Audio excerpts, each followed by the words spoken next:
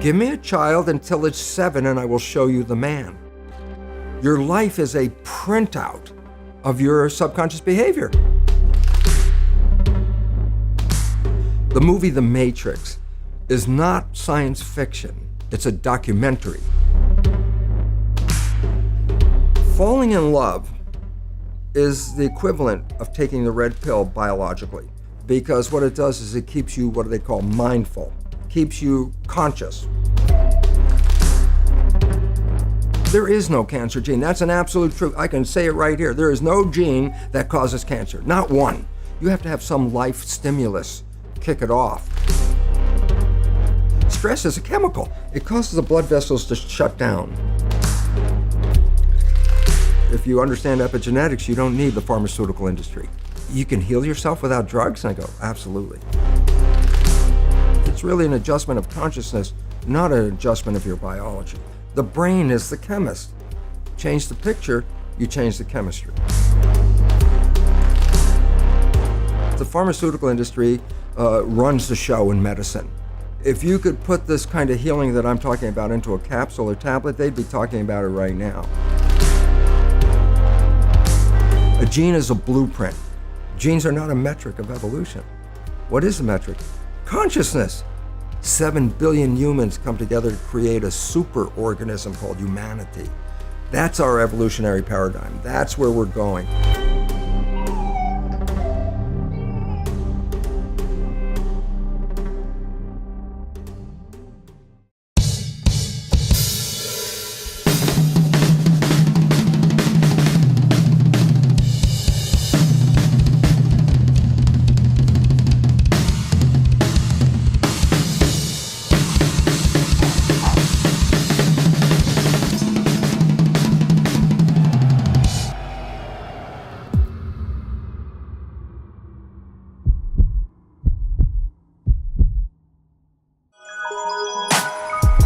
This week on the show, we have Dr. Bruce Lipton, who is a stem cell biologist and best-selling author who promotes the idea that your own DNA can be altered and expressed based on your beliefs. And I'll be honest, I'm an MIT grad.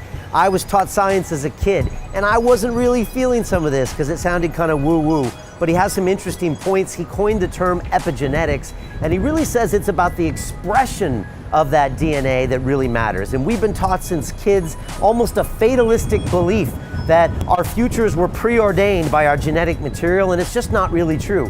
You can change your future based on the attitudes and things you believe, and I think that's true. He says 90% of doctors' visits are caused by stress, and I think he's got a point there as well. And I think you'll really enjoy Dr. Lipton. He talks about the matrix, taking the red pill, and how having a super positive attitude can change everything, and how we can really turn back the clock on everything we were taught up to 7 years of age, which determines our lives and how we act. So I love this show. I love Bruce, and I think you're really going to enjoy this.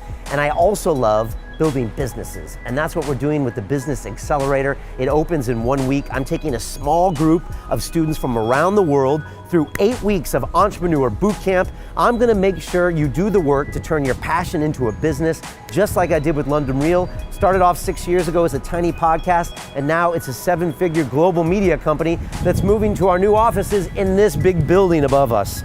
And so I'm super excited to take you through the Business Accelerator, because it's all about accountability.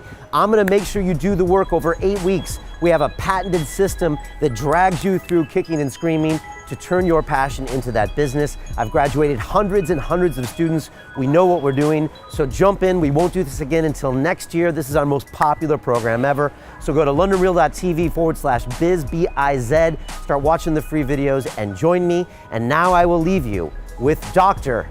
Bruce Lipton.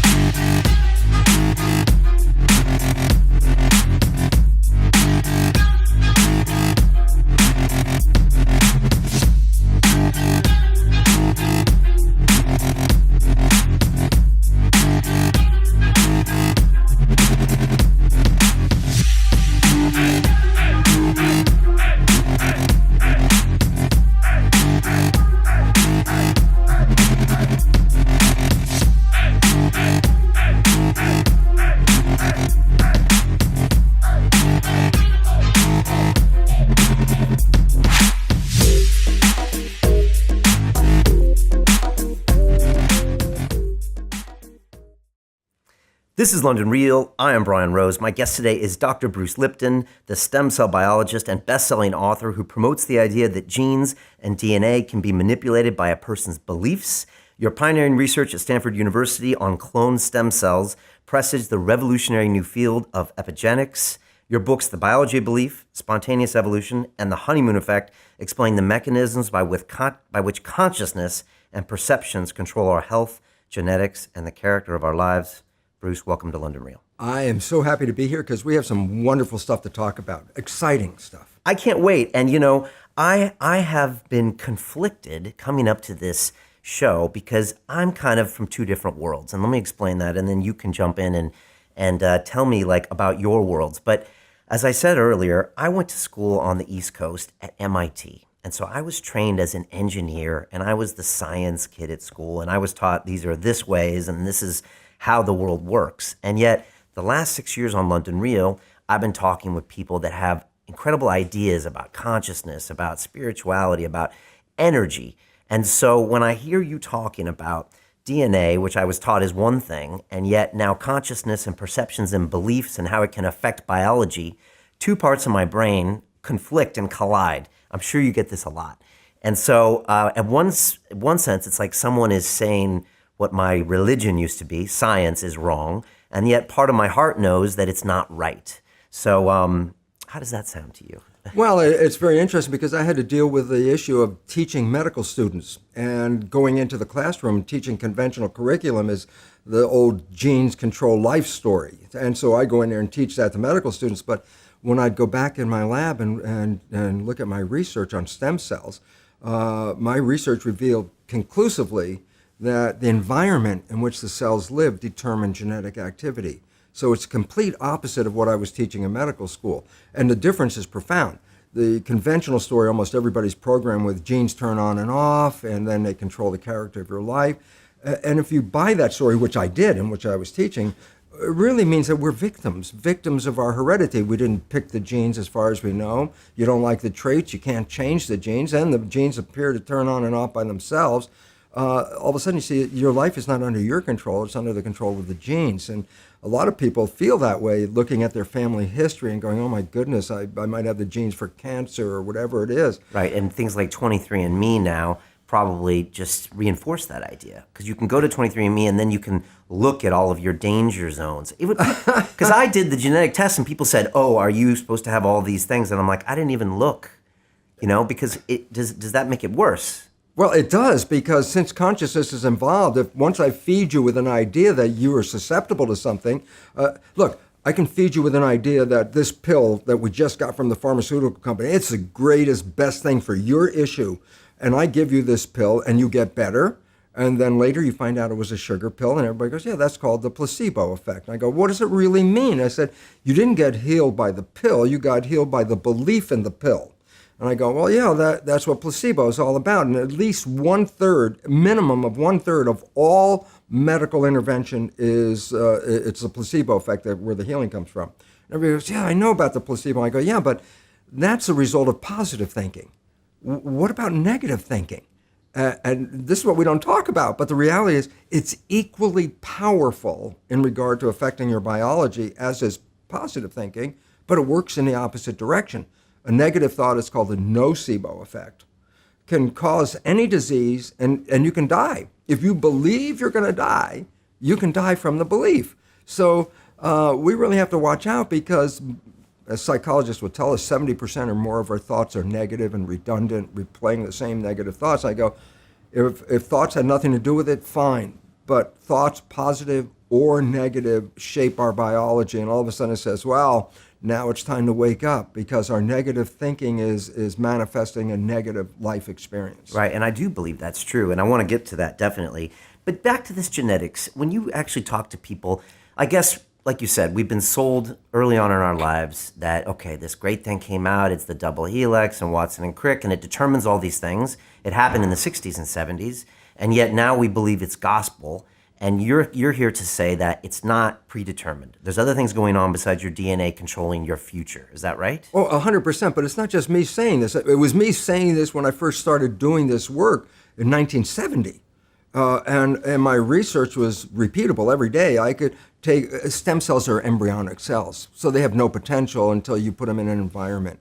And then depending on the culture medium, by the chemistry of the culture medium, I can make the cell become a muscle cell, change the culture medium, make the same cell become a bone cell, or change it again and make the same cell become a fat cell. And genetically, the cell's the same. It was the environment that I was changing.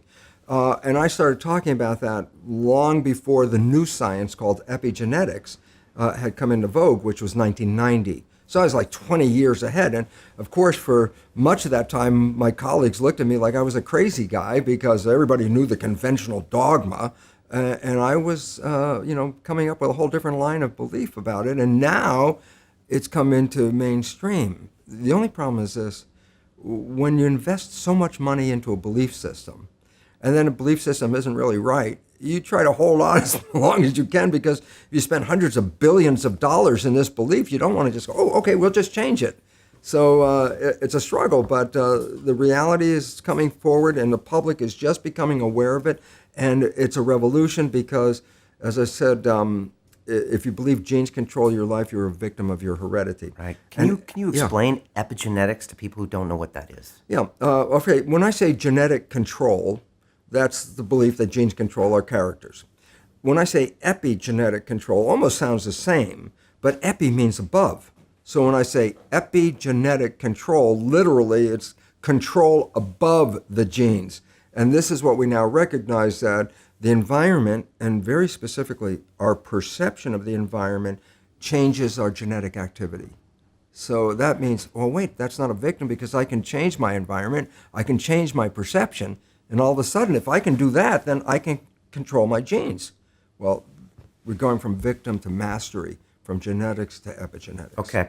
I had a brand new baby boy 3 days ago. He was born. He's gorgeous, of course. And but I'm wondering, if I had that same boy 2 years from now, I mean, it's coming from my same genes, so would he not also be the same? As in, part of my genetic code, I'm not going to be able to change no matter how positive I think. Is that correct? Not really. Really? You can change. But enough to be passed on to him differently? Oh yeah, very differently. So, for example, when when parents have one child, they raise it like the first child. Okay, I raise the child this way. After that, if they have a second child, well, they already have all the different experiences of having a child, so they raise the second child different than they did the first child, et cetera, to the third. What's the point is, well, I can start with the same genetics, like my stem cells, same genetics, but it's the environment in which the genes are found that will determine the character and expression. Okay, so those two boys might express their genetics differently. They could be two different people, but they would still have the same chromosomes and basic DNA structure. Yeah, now what people have to understand about epigenetics is it changes the reading of the gene. It does not change the gene. Right. If you're born with gene X, you're always going to have gene X, but how will it express itself? And I go, well, it depends on your life and your character, your behavior, your environment. And this is why getting a gene readout, getting your card and reading your genes. It actually, one of the head researchers in the Human Genome Project, upon receiving his own gene readout, it was a quote, and he said he laughed when he read this, because he said, by looking at that, I can't tell if I have blue eyes or brown eyes. I can read all the genes, but I can't tell you what the outcome is going to be, because it's genes plus environment.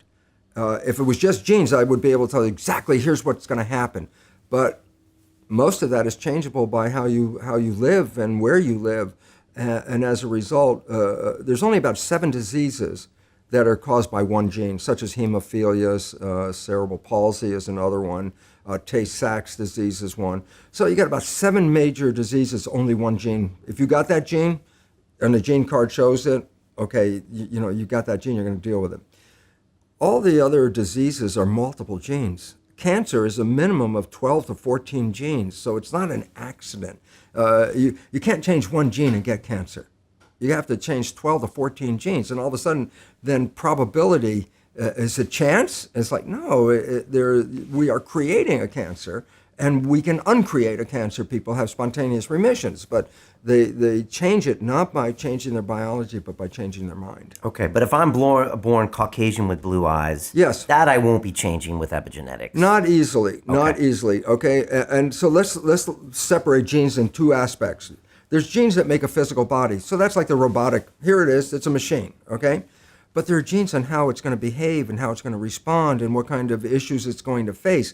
Those are the changeable ones that we change from day to day, your behavior and the consequences of your behavior.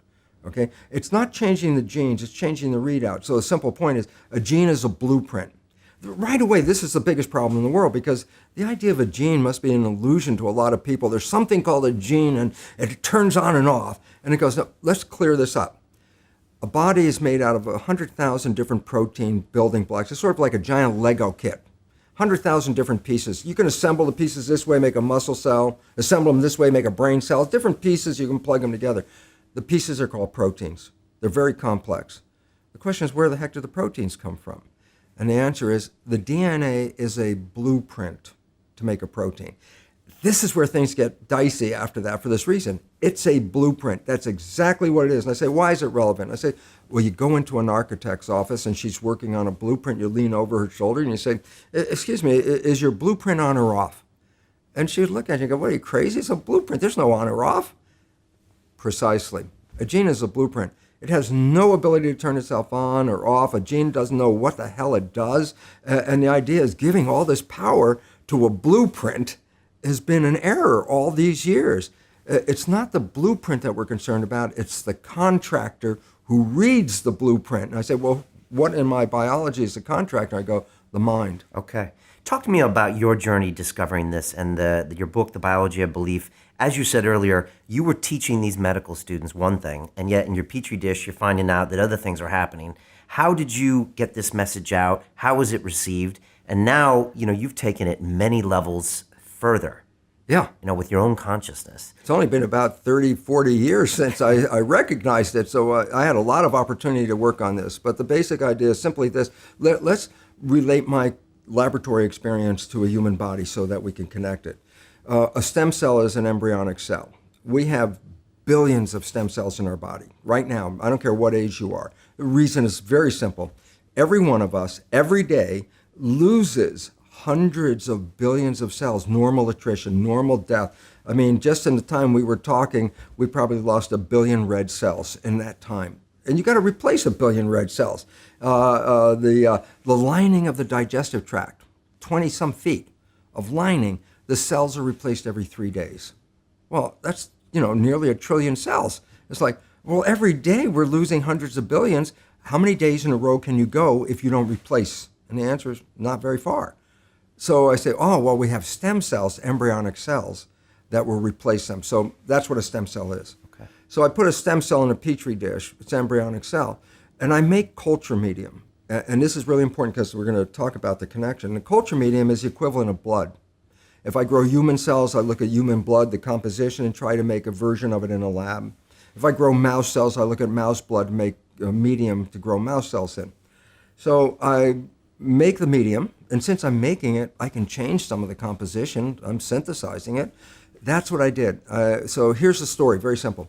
I put one stem cell in a petri dish by itself, and it divides every 10 or 12 hours.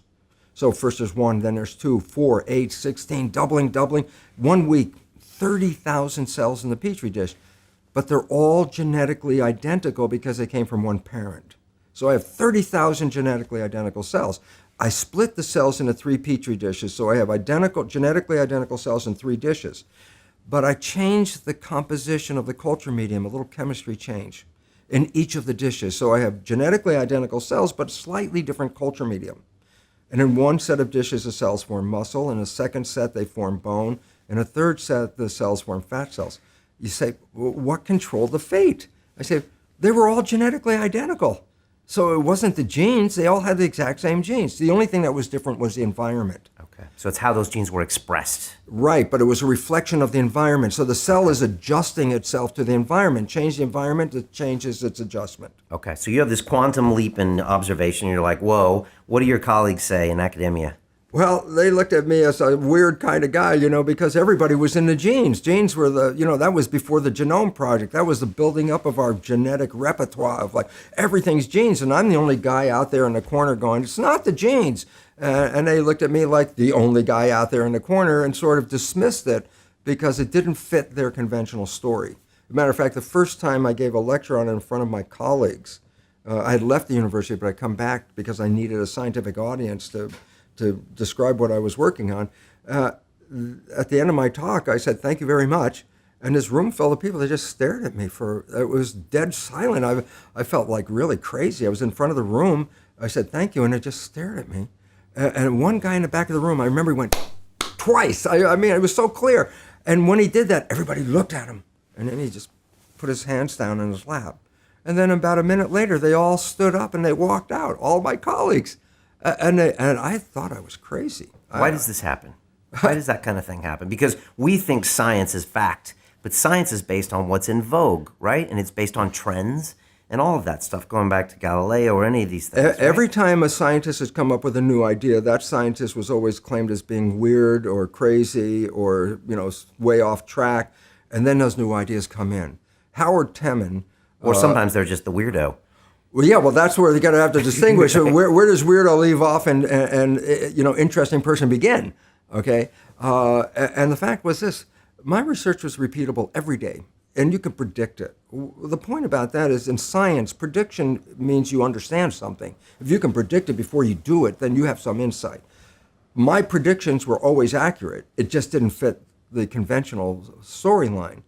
And there was a choice, recant, you're a heretic, recant and just say, okay, I was wrong. And I said, no. Every time I was looking around, the results were coming in different ways from different places. So I held on to that. And it took about 20 years before science owned what I was talking about and gave it the name epigenetics. That's the new science. Okay, which is the belief that through your behavior, you can kind of alter your genetics, pass those on, express it differently. I'm probably using the wrong words. Well, it's pretty close right now. People talk about it as a reality, although it's still not totally understood or totally believed. But it can be replicated. It is now. Okay. It is a science. It's a hard science, and it's the leading edge. Now, I'll tell you where the problem comes from. Not so much the scientists, but the pharmaceutical industry. And the reason why this becomes important is because the pharmaceutical industry runs the show in medicine. And if you could put this kind of healing that I'm talking about into a capsule or tablet, they'd be talking about it right now. But this is a consciousness healing, and you can't sell it. And so what's the result? They're not interested in it. And they, through their money, which is massive, actually determine the curriculum in a medical school. And the idea is, well, what's relevant? Well, if you understand epigenetics, you don't need the pharmaceutical industry. And all of a sudden it's like, wow, that's not in the interest of one of the biggest industries on this planet to say you can heal yourself without drugs. And I go, absolutely. For people that don't understand that concept, and I do because people have talked about it on London Real before, but talk to me about how the pharmaceutical companies can control the discussion in the entire medical industry. And would most doctors agree with that, first of all? And second of all, how do they do it? Well, first of all, how do they do it is money. Money is big. Money, if I give grants, you can study what I'm going to give you a grant for. So they direct a lot of research with their billions and billions of dollars. And it was actually interesting, the British Journal of Medicine had a review looking at the same research and determining if the research was funded by government money or the research was funded by private money like pharmaceutical agency. The results came out 4 to 5 times more in the favor of the private industry when they paid for it, as compared to when it was just government money without any special interest behind it. So right away, there's a manipulation of the data. You go, well, you mean these guys are cheating? I go, well, they're selecting the data to fit. Why? Because if I'm getting a grant and I write back, I say, sorry, pharmaceutical, I checked all your stuff and it doesn't work. I'm not going to get another grant from them. So are the doctors lying? Well, they're not lying, but they pick data that supports their point. So they already have a conclusion before they even did the experiment. Okay, even in a double-blind study. Yeah, there's no such thing as a double-blind study. Okay, because people bring their own preconceptions to any study. Absolutely. And maybe even the pharmaceuticals are choosing which things to fund because they know they'll get the results. Absolutely, and one of the things they're trying to get rid of are people who respond to the placebo effect, because the placebo effect throws the data right off the chart. A simple fact is this, and people might be upset, but the drugs like Prozac in laboratory tests are no better than a sugar pill. And that's how many billions of dollars a day on this planet are spent buying Prozac. Yes. Or statin drugs. Statin drugs help less than 3% of the people that take them. And in fact, they cause side effects that are dangerous in about 23%. So you help 3% with a drug, 23% are getting toxic from the drug. And the idea is these are drugs that, how long do you take statins? How long do you plan to live? Yeah. It's like, oh my God, that's they're drug dealers. Cash cows. They're they are drug drug dealers. dealers. They're good drug dealers. And I would call you out on placebo effect, but this has been well studied. 60 Minutes has done things about that. A third of the cases isn't far off for, it having a benefit on the sugar pill. So Absolutely. We know that's true. And when I talk to people I know in the States, my family members, my relatives, my dad, I'm like, what's going on? And he's always, I'm on this statin, I'm on this cholesterol drug, I'm on this, I'm on this. I'm like, really? Is there something that wrong with you? Like, everyone's medicated there. It's pushed beyond any belief because it's advertised every 10 minutes on television. There's a new drug or a drug, and it's put into their heads like, your life's not working right. This drug, look at the happy people. See, they've taken the drug and how happy they are. And people buy that story, and drugs kill over 300,000 people a year. Pharmaceutical drugs kill about 300,000 people a year. And everybody's, that's just the cost of doing medicine. And yet they have a war on drugs, which kill less than 30,000 people a year. And all of a sudden you got a war because 30,000 people died. 300,000 people died. That's business as usual. It's like, wow. And most people would blow their mind with those stats, but I think you're probably right. As in this whole huge war on drugs we have around the planet, all of the overdoses, all of the shocking stories and the things you see in movies, 30,000 deaths. Versus 300,000 due to pharmaceutical drug deaths. Prescribed. Yes. By a doctor. Yes. That ad that you saw on television. Yes. And then you have it. Yeah, that says a lot. Now, how can they actually control the discussions in medical schools? It's one thing if they control the studies. How can they control what people are talking about, what people are teaching? Where does funding come from? Where does money come from in a medical school? Who gets paid? Doctors get paid. They get paid to prescribe drugs. They have these young women, that you pick. Who are the drug reps? You look at them, you line them up, there's a few guys over there, but most of them are all these pretty young women. Why? They walk in a lab, give a smile, here's some samples, hand these out, and the next thing you know, then the doctor is prescribing their patients to those drugs. There's a story, there's even movies about that. Okay, that's a real story. The schools get money from pharmaceutical agencies, and research, I said, is big. Research is big. People don't understand. When I was teaching at the University of Wisconsin School of Medicine, I gave 6 lectures a year. And the government at that time and the people were like up in arms, just like, you pay these professors this much money, and some of them like Lipton only teach 6 classes in a year? And when the truth came out, is why? When I get a grant, the school gets an extra 56% of whatever the grant was back then. So if I got a $100,000 grant, the school was given $56,000 to have me have the grant. They called it overhead. Mm-hmm. And when they put the numbers together, the researchers were bringing in nearly half of the money to run a university. So all of a sudden they turn around and go, don't kick the cash cow. If it's 6 lectures, he's still bringing money and paying more than his salary and supporting the school. So research is a very big commodity at a university because it offsets their expenses. Okay, so it's a racket. It is a racket. And all these pristine, like these universities, you look up at these hollowed schools and these noble things, behind the scenes, money. It's a lot of dirty money. Absolutely. Look, I was required to get a grant. That's what allowed me to be there. Well, I said, where do you get your money from? Well, you can get it from government, but government money is less and less every year. Private sources, Muscular Dystrophy Association, American Cancer Society, all these societies support, and pharmaceutical straight cash money, cash cow. Okay. How do we break this cycle? How do you fight these huge companies? Basically stop buying the product. And you say, but how can I stop buying the product? And the answer is, well, empower yourself because you're the one that controls all this. Any drug that affects you, you got to understand this. If I take a drug and it affects me, the reason why it affects me is because I have a natural equivalent of that drug in my own biology. You don't take a drug and it affects you and you have a receptor for that drug, like you were having this protein receptor for a drug you may never take. That would be silly. So if you have a receptor for a drug, then by definition, that receptor was already there because there was a natural drug. So in smoking pot, everyone, there's a drug called tetrahydrocannabinol. And guess what? You have receptors for it because you make your own. So the idea is this. well, if you want to have the effect of the drug, do you have to take an outside drug? And I say, no, you have to change your consciousness because you already manufacture every equivalent of a drug right now.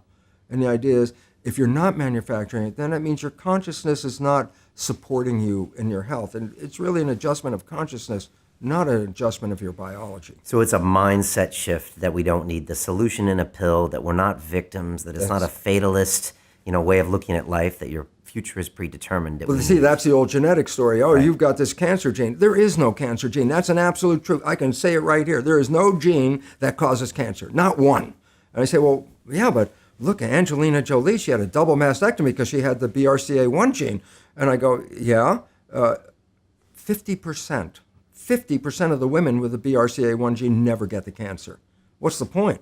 If the gene causes cancer, how can 50% of the women that have the gene not get the cancer? And the answer is the gene alone is not causing the cancer.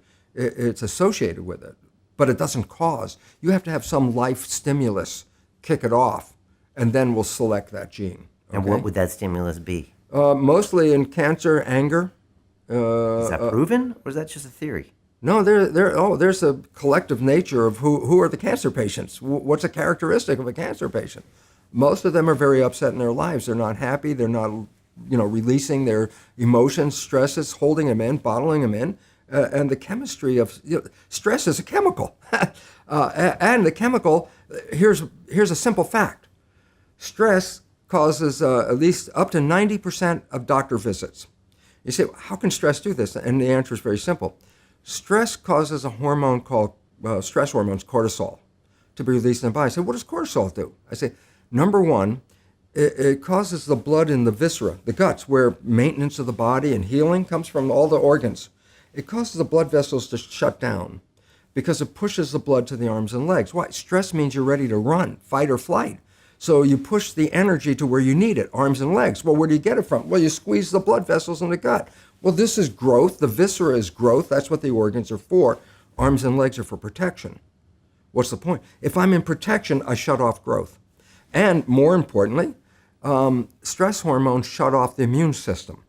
A reason is just energy. The idea is if you're being chased by a saber-toothed tiger and you have a bacterial infection, how do you want to split the energy? How much energy you want to run away and how much you want to fight the with the immune system? The answer is, the hell with the bacterium. I mean, if the tiger catches you, the bacteria is useless. It's meaningless, So when you're in stress hormones shut down the immune system to conserve energy. Does the immune system use energy? Of course. If you've ever been really sick, you never even got out of bed, you have no energy. And if you're in fight or flight mode, you need the energy to deal with the world, okay? So stress hormones physically shut off the immune system. When you're under stress, that's when sickness starts to show up. In fact, it's so good at shutting off the immune system, doctors give patients who are going to receive a foreign organ, a graft of a kidney or a lung or whatever they're grafting, that's foreign tissue. If you put a foreign organ in your body, your immune system's job is to eliminate it. So as they're transplanting an organ, they give the patient stress hormones at the same time because stress hormones will shut off the immune system so the organ won't be rejected right away. That's how effective it is. It's used therapeutically to shut off the immune system. Yeah, but everybody out there in this world right now, with a small exception, is under some level of stress. Stress of my job, stress of money, will I have health care, whatever it is. And I say, yeah, every one of those people is dripping stress hormones continuously in their body, and those hormones inhibit the immune system, and the result is illness. And if you stop the growth, you say, yeah, but I'm an adult, I don't need to grow. And I say, yeah, but you have to replace hundreds of billions of cells that you lose every day. As I said, we just lost now 2 billion red cells. So Angelina shouldn't have got the double mastectomy. No, she has to recognize this. There's, the gene didn't cause it, okay, but it's related to a lifestyle. And if you change the lifestyle, you don't have to worry about the gene. But the problem is 95% of our life is coming from the programs of life, how to live life that we get in the first 7 years of life. The movie The Matrix is not science fiction. It's a documentary. Every human, and it's a fact, Every human, first 7 years is download a hypnosis. The brain of a child under 7 is in a lower vibrational frequency. When you put wires on a person's head, you read electroencephalograph, reading brain activity. A child below 7 has a lower vibration than consciousness. It's called theta. Theta is imagination. Oh, that's how kids play a tea party with mud pies, but to them it's a real thing. A kid rides a broom, it's a horse. That's theta, imagination. Theta is also hypnosis. And the idea is this: before you can become conscious, if you don't have any programs, what are you going to be conscious of? It's sort of like I buy a new iPod and I take it out of the box and I push play and nothing happens, and you think, oh my God, I spent all the money and the damn thing isn't working. And then some little 7-year-old kid comes up and says, well, mister, you didn't download any music. How are you going to play something? And I go, that's the same thing. It's like the brain is like the iPod. Consciousness is the screen where I can create. But if I don't have anything in the hard drive, I can't create. So nature makes the first 7 years. What kind of programs are required to live on this planet? I say, how do you get them? Theta is hypnosis. You just watch. You watch your parents, you watch your siblings, and your community, because you have to learn how many 100,000 rules. Think about it. Just to be a functional member of a family and a functional member of a community, there are rules. I teach an infant these rules. I say, oh, you don't have to. First 7 years, they observe it and just download it. And then I say, well, why is it relevant? Because this is the unfortunate fact. 95% of our life, this is a fact, comes from those programs in the subconscious. Every day, only about 5% of their life are you using conscious, which is creative.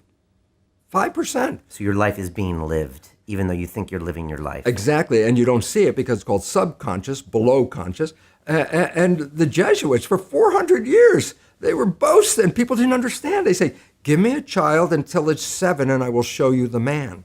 They've been saying that for 400 years because they knew 7 years was the program period. And 95% of your life after that will be whatever that program is. So Angelina Jolie runs in a family where there is cancer. And I say, yeah, they have the gene. I say, that didn't cause it. It was the behavior that was passed on. Behavior is passed on, not like genes. It's passed on through families, right, but it's passed on through learning in families. Okay. In your lecture on the biology of belief, you made this analogy at the end of a camera and then an eye, and how the camera kind of inverts the image and puts it on the film, and yet with our eye, we invert the image, and then we put it through a filter in our brains. Right. And this is what you're talking about. The first 7 years of your life puts a filter on everything. Absolutely. How do you behave? Right. Yeah. There's millions of rules, so you and I can look at two separate things, or two things, and completely have different conclusions. Right, and it's just based on how you grew up, what you see. You know, look, this is not new. I mean, there's the famous book, Rich Dad, Poor Dad. Sure. And basically said you come from a poor family and you could struggle your whole life and try to get rich, but you're not going to make it. And if you come from a rich family, you could be stupid your whole life, Donald Trump, and make it. Not because it was thinking, but it was unconscious behavior that was downloaded from rich families into kids, which is unconscious. So they're making the right moves unconsciously. If they engage their conscious mind, then they look stupid, but it's unconscious. And that's the same thing with poor people. Poor people have beliefs from the family. Oh, you can't make it, life's a struggle, things are hard, who do you think you are? And if that's the program you get, then 95% of the day you will sabotage yourself. And that's why poor people stay poor and rich people stay rich, because of the programming. Yeah, I've had Robert Kiyosaki on the show. It's a great book. Well, there you go. Yeah. Yeah. So we need to raise our children differently. Is that what you're saying? 100%. Conscious parenting. What do we do? Well, we have to recognize, number one, that 95% of our behavior is coming from subconscious. So a child is going to record for 7 years, and they're going to record you. You have a new baby. That baby is going to look at you because you are the parent. The first thing a baby learns in the first week or two of life, who's the parent? Very important, because that's the reference point. If anything goes in their life, they're going to look at the parent first thing. A child on a playground is on a swing, falls off the swing on the ground. First thing it does is look at the parent. If the mother's like, ah, the kid starts crying. But if the mother goes, get up and get back on the swing, the kid gets back up on the swing. It's reflection. So you have to recognize a child is going to observe every move of you. Then you also have to recognize, well, hell, if 95% of it is coming from my invisible programming, I'm going to pass on the family pattern unconsciously 95% of the day. Family, country, society, pattern. The whole the pattern of growing up, the programming. Okay. Unless I make a conscious effort. The conscious effort to change your programming, it's very hard to stay conscious. This is why we always go back into the subconscious, because when you're thinking, that's a conscious mind function. So, Brian, what are you doing on Tuesday? If I ask you that, the answer's not out here, it's inside. So the moment you're thinking, you let go of driving the vehicle because you went inside. I go, well, it doesn't mean whatever you're doing, you stop walking or driving the car or doing a job. Those are programs in the subconscious because you've repeated them over and over again. So the subconscious is autopilot. When the conscious is busy, autopilot drives the vehicle. Point is, when conscious is busy, it's not observing what's going on. So let's say we're having this conversation in a car, and I've been driving for 10 minutes, and we've had this great conversation, and all of a sudden I look out the window, I go, I haven't paid attention to the road while we have the conversation. But I go back and say, can I say what the conversation was about? Yeah, we talked about this and this and this. And I say, and what was on the road during that 10 minutes? You go, I don't know, I wasn't paying attention. See, that's when the subconscious, so I say, how was your driving? And I go, it was whatever way you learned how to drive. If you had a bad driving instructor, then you were driving 10 minutes with lousy driving. Okay. So how can I change that then? I need to be more conscious of my subconscious? You have to be conscious of you see, here's the problem. 7 years is programming. And I say, well, what program did you get when you were 0 or 1? You go, I have no idea what the hell the program was. I say, 95% of your life is coming from the subconscious. Your life is a printout of your subconscious behavior. Oh, so you don't have to try and think about what happened. I just say, look at your life. The things you like that come into your life come in because you have a program that supports them. But anything you struggle with, work hard at, put a lot of effort into making it happen, why you're working so hard, inevitably you have a program that doesn't support that conclusion, and you're trying to override the program. So you don't need to do a lot of shrink and psychology stuff. You just look at your life and say, where am I struggling? Because wherever you're struggling, inevitably it's a program in your subconscious that does not support that destination you've been looking for. Okay, so it's all, the evidence is all there. You take an honest look at your life and your history, whether it's anything in your life, relationships or business or this or that, and then that'll point to you where there's some kind of incongruence. Right. I mean, go back to Angelina Jolie. Right. She could look at her life and she could say, I could look at the gene and say the gene caused the cancer. I say, no, look at your life, because that behavior was passed from your mother to you, and she got it from your grandmother, and et cetera. And it's a history. It's your parents connected. Who are also actors, starved for attention, angry, you no longer talk to them, blah, blah, blah. Blah, blah. Okay. Yeah. And now, okay, so now we recognize that, then we try to make a conscious change, which is very difficult. Now that's where the problem comes from. All right. Okay. You want to know the problem? Yeah. I guess some of the people might want to hear that answer too. And the thing is this. This is you evolving, right? This is things that you kind of went from A to B to I B have two to different C. lives in this lifetime. Before I put this knowledge into effect, and after I put this knowledge into effect, and I use the word put into effect. Why? I had the knowledge academically. It's like, oh my God, look at the research. What does it mean? I understood it from the level. And with all that knowledge, it didn't change my life. People read self-help books. I go, well, you read the book. You got a lot of knowledge. I say, is your life changed? No, but you got a lot of knowledge. And so here's the difference. The conscious mind is creative and can learn in any number of ways. Read a self-help book, go to a lecture, listen to this program, and conscious mind's going to get some awareness. And I go, yeah, but subconscious mind doesn't learn that way. I go, right, it doesn't. Subconscious mind learns in two fundamental ways naturally. Hypnosis, which is the first 7 years. And after age 7, how do you put new programs in? Repetition, practice. You want to drive a car, you didn't learn how by just getting in the seat and put the key in. You had to practice driving the car. You want to learn the alphabet. How many times did you go from A to Z? Try to go to A to Z before you can complete it. And once you completed it, you didn't have to go back and do it again.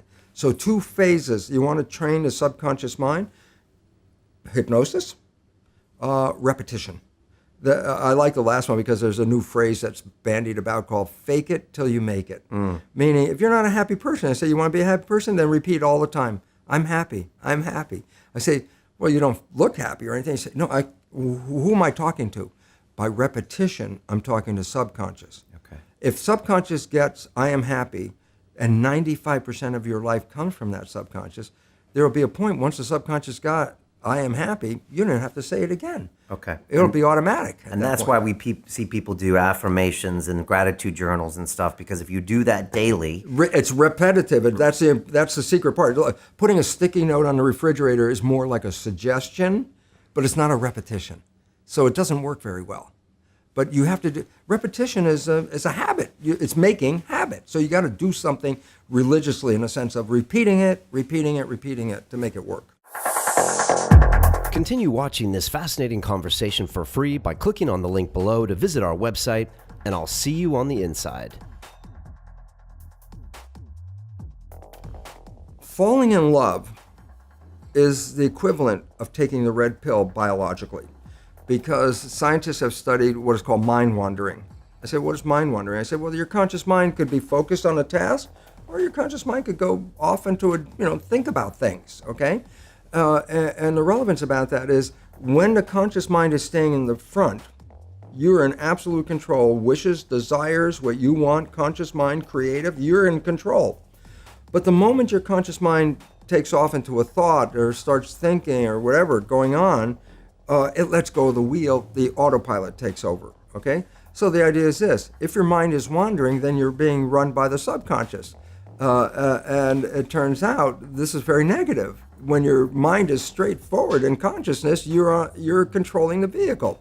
So I say, falling in love has been demonstrated biologically to be equivalent to the red pill, because what it does is it keeps you what they call mindful, keeps you conscious.